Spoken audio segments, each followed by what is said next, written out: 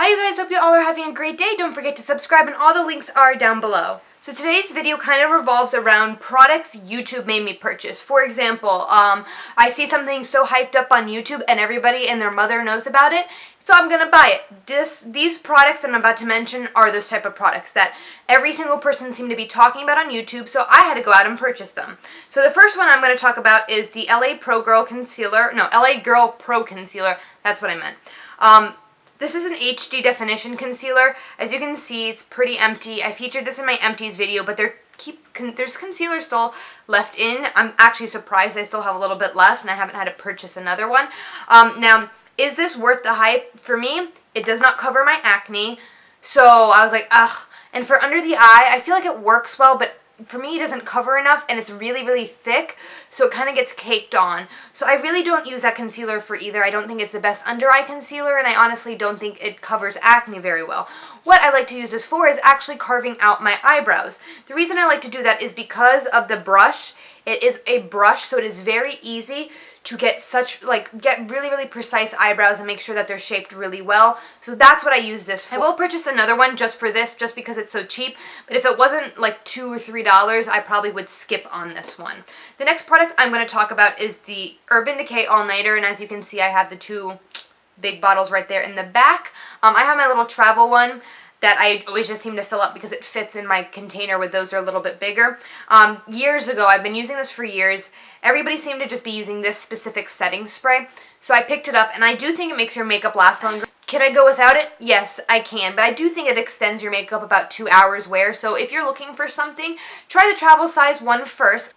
So $11 you get a little travel size. I personally will purchase this again. I believe this is worth the hype, and other travel, not travel, but like setting sprays really don't work in my opinion. The drugstore ones don't do anything for me.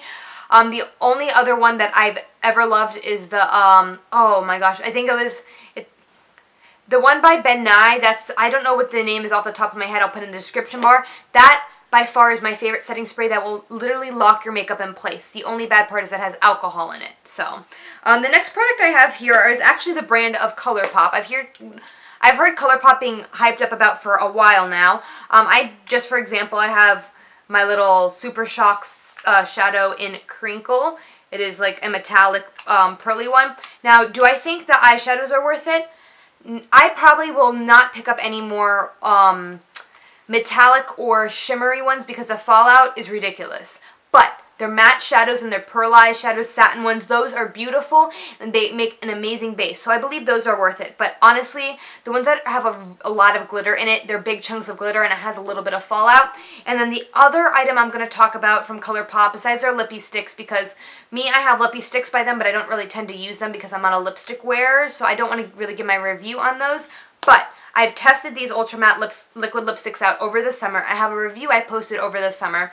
Do I think these are worth it? For $5, if you don't have a problem with very, very dry liquid lipsticks, purchase one. Try one. For $5, you really can't beat it. And for me, I just put a little lip balm underneath and I wear these on top and it lasts all day and it works well. So I only have a couple of shades because I don't want to spend a lot of money on something I'm not going to wear all the time. But for example, if you want to go to a party, you want a deep red lip, pick one of these up because it's going to last throughout the party and all you have to do is add a little bit of lip balm. So yes, I think these are worth the hype. Now, for the next thing, which this particular item has been talked about for years now, so it's nothing new, but this is the Anastasia Dip Brow Pomade. I picked this up over a year ago. I've been using it for quite a while now. Do I believe this is worth the hype? I do. I think it's worth it if you are good with, makeup, because you can really go overboard with it. So for $18, you get a lot of product. I've had this for about a year and a half. So I'm still not out. For $18, that's phenomenal. If you have a problem with this being a little bit dry after a while, there are a lot of things you can do to make this creamier. I did actually record a video on that.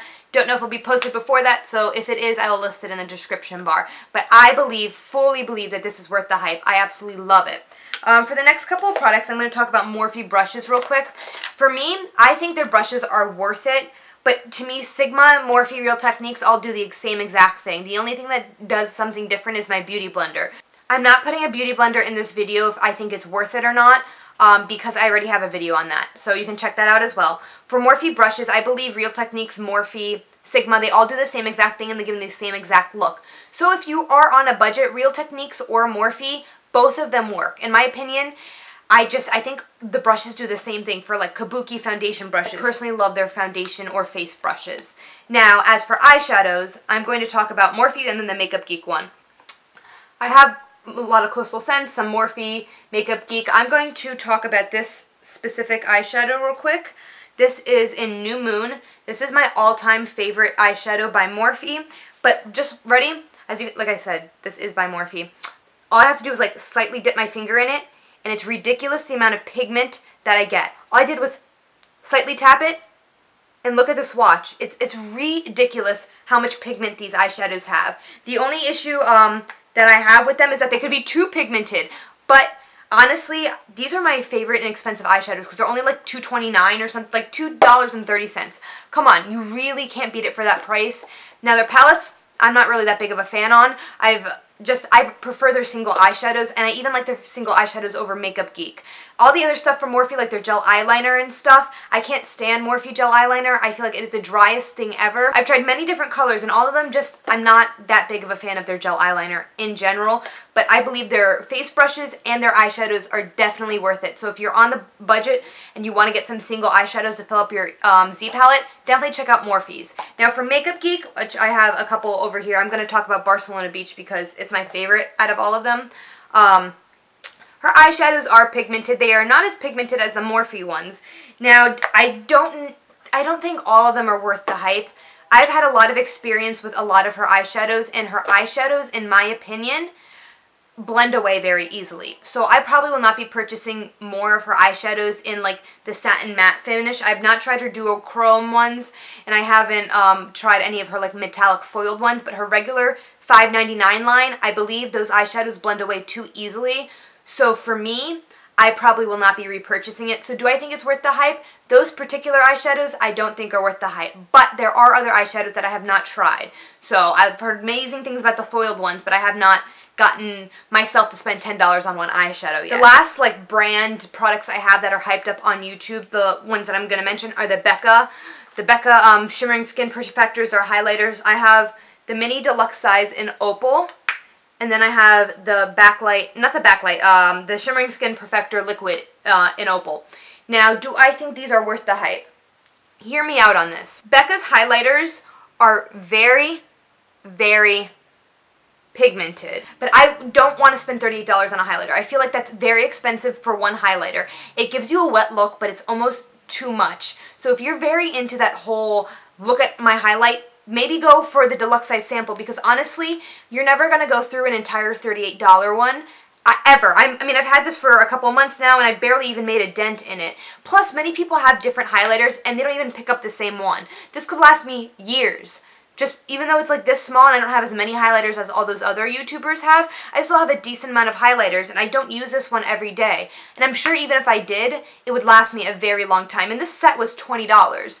So for me, I think it's too much highlight. I love the whole highlight. I love wearing a lot of highlight, but it gives me almost a fake appearance, and it gives me more of like, look, you can see the highlight sitting on top of my cheeks, even when it's blended in. It's just it's a particular look, and for me, that's not the look I'm going for. I do really like this in general when I have everything a little bit toned down that I can like amp up my highlight, but for me, I think the $20 little thing is worth it. I don't think the full size 38 is worth it. Now, for the Shimmering Skin Perfector in Liquid, this is what I use all the time. This is my favorite thing ever. I probably will purchase a bigger size of this when I am out because it's going to last me longer, and it doesn't give me such an impact, and it doesn't mix in with my foundation. Like, this is the perfect thing. So I think the Liquid is absolutely worth the $32. I think it's a little bit less than the powder ones or the cream poured ones, but definitely the Liquid is worth it, worth the hype, and you get a lot of it. I don't think the powder one is worth it for $38, but this kit for $20, I would go get it now before, I think it's like limited edition. So this is the Glow on the Go kit. Definitely go pick that up. I hope you guys enjoyed this video. Let me know if you want to see more videos like this, and I hope you guys all have a great day.